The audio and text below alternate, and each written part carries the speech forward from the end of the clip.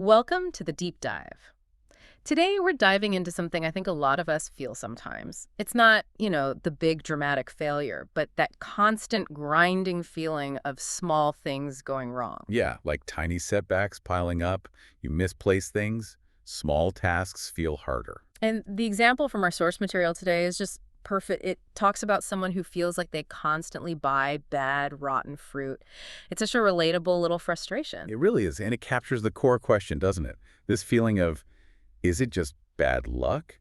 Or am I somehow fundamentally messing up at living? Exactly. So, our deep dive today looks at a specific set of notes based on this kind of inquiry, and the guidance pointed very clearly towards the U hexagram. That's right. Specifically, it was you changing into you, a double U. Okay, so for people familiar with this framework, U means things like joy, preparation, easy movement, which immediately makes you ask, Why the frustration? If it's all joy and easy movement, why does the person feel so, down and stuck? And that's where the context, the dazhugon, becomes so important. Because it's you to you, the message is, the big picture, the external situation. It's actually okay. The opportunity is still there. so the universe isn't conspiring against you with rotten fruit. Exactly. It's not an external collapse. The feeling, that low morale, it's reflecting something internal that needs adjusting. An internal rhythm that's off-key somehow. Precisely. Your timing, your method, Yeah. something's out of sync. And the very first piece of advice from the reading is, Act in time, don't lose the moment. it's about getting the rhythm right, not necessarily fighting harder or trying to force things. Okay, so let's unpack that, because the main piece of advice for dealing with these nagging little errors is, well, it seems kind of paradoxical at first. It's hu ufu. Neither grasping nor avoiding. What does that actually mean when, your avocados are always bad? It's about finding this middle path. And it's crucial when you're drowning in small failures. Because what do we usually do? Well, you either get hyper-controlling, right? I must check every single piece of fruit. That's the grasping. Exactly. You try to force perfection, pour way too much energy into something that has inherent variability. Yeah. You're basically setting yourself up to fail, or at least be constantly stressed. Or you do the opposite. Right, the avoiding or passive waiting. You just think, well, this always happens. I'm just unlucky. Maybe tomorrow will be better. You kind of give up control. You're paralyzed. And this wisdom says, do neither. Don't force it, but don't just sit back and wait for your luck to change either. So for the bad fruit, what does that look like practically? It means, make reasonable checks, maybe change where you buy it, but don't treat a single bad apple like it's some cosmic judgment on your entire life. Make small, necessary corrections and let the rest go. Don't inflate the significance. Stop giving the rotten fruit so much power. But why do we do that? Why does a small mistake feel so huge sometimes? I think it's because these persistent small failures chip away at our sense of confidence, our self-efficacy. If you handle big projects okay, but keep tripping over tiny things, your brain looks for a reason. And the easiest reason is, something's wrong with me. Yeah, I'm just not good at this. The whole point of this U analysis really is to rebuild that trust in your own ability to execute step by step using structure. Okay, that makes sense. The small cracks let the big doubts seep in. So let's get into the 4 stages the analysis lays out. It sounds like a roadmap to recovery, starting with rebuilding that trust. Phase 1 is the groundwork. It's about foundation building, cultivating good daily habits. It's not glamorous, but it's where you fix the rhythm. The essential, maybe slightly tedious part, what does that look like day to day for someone feeling overwhelmed? It's about simple, repeatable routines. For the fruit, maybe it's a non-negotiable habit. The moment you get home, you check it, sort it, store it properly, no delay. So you prevent the problem systematically. Exactly. Or at work, maybe it's a quick 3-point check before hitting send on an important email. Tiny things, done consistently. The goal being to build up evidence. Proof that you can handle things reliably. Yes. You stack those small wins, little bits of proof, and that builds confidence. Which then allows you to move into phase 2. Phase 2, action and flexibility.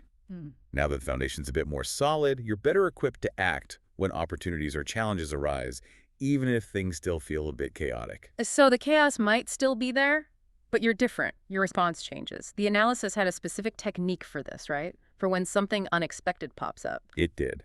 A kind of 3-step mini process to handle that sudden spike of, oh no, what now? First, take 3 deep breaths.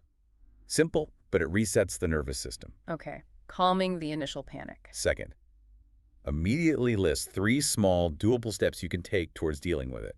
Not the whole solution, just the next few steps. Makes it less overwhelming. And third, do the first step right away. Don't overthink it, just act. It creates momentum and fights that feeling of being frozen. Action as an antidote to anxiety. I like that. Okay, but then comes phase 3. And this sounds tricky. The vulnerable middle. The reckoning. Yeah, this is where it gets really interesting and potentially difficult. Because even with new habits, the memory of past failures comes back. The self-doubt creeps in again. Like, am I just faking it? Is this new way really going to stick? Maybe I actually am bad at this. Precisely. It's the danger zone where all that old negative self-talk tries to pull you back down, or is where you might abandon the new habits. So how do we navigate that? What's the protection? The key technique offered is the ACHU, the fact-checking method. It demands some real honesty with yourself. Okay. You basically sit down and write out what actually happened, just the facts. Then you separate it. What part of this situation was truly within my control? Yeah. And what part was just external factors, randomness, things I couldn't influence? Distinguishing controllable from uncontrollable. And crucially, you then only focus your energy, your problem solving on the controllable parts. You consciously decide not to beat yourself up about the rest. It's just noise, not a reflection of your worth. That takes discipline. It does. And the framework is realistic. It acknowledges you might still feel bad.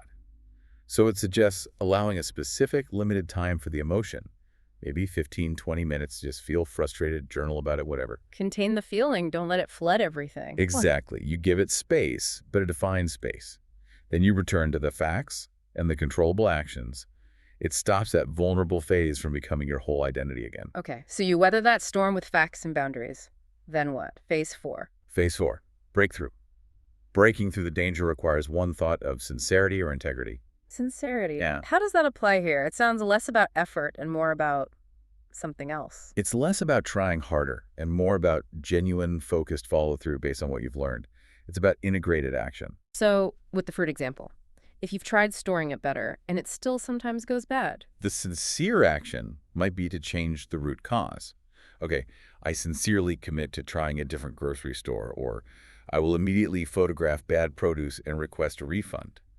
You change the fundamental approach. You stop tinkering with the symptom and address the source with integrity. Yes, and there's a psychological practice tied to this, the Varsha practice. Each morning, make one small, sincere commitment to yourself. Like what? Could be anything.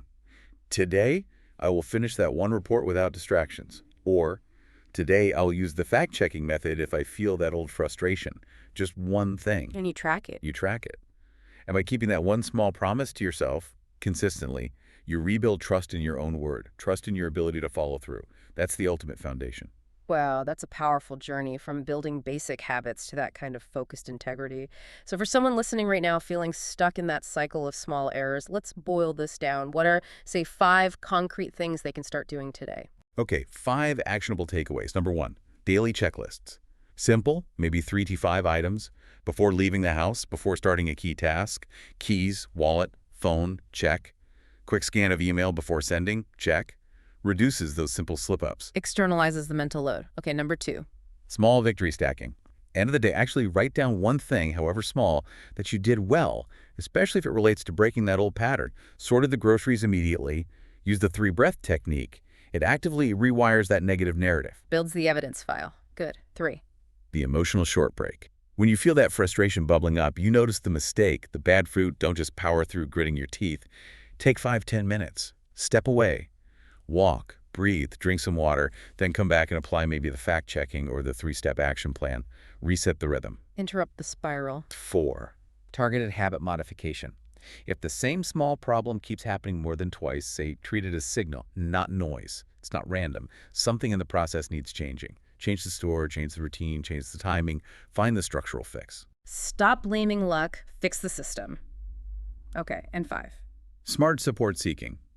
This isn't just complaining to a friend. It's sharing a specific small goal or step with someone you trust, purely for gentle accountability. Hey, I'm trying this new checklist thing. Can I just tell you tomorrow if I did it? It's using resources wisely, not a sign of weakness. Preparation, not weakness. I like that framing. So really, this whole UU reading, it's quite comforting, isn't it? It reframes the frustration. Deeply comforting. It says the feeling isn't proof you're doomed. It's just high-quality data telling you precisely where adjustments are needed in your pace, your preparation, your perspective. View the mistakes as signals, not judgments. Exactly. Necessary signals prompting you towards more rest or better habits or a smarter structure. And by addressing those sincerely, you don't just fix the practical problem, you heal the emotional toll those little slips were taking. A really powerful way to turn everyday annoyance into, well, into wisdom in action. This has been incredibly helpful. Glad we could explore it. And maybe for you, listening, you can carry this final thought, this kind of mantra from the reading with you. Act in time, neither force nor flee. Use small habits to mend the holes, and use one thought of integrity to exit the gloom.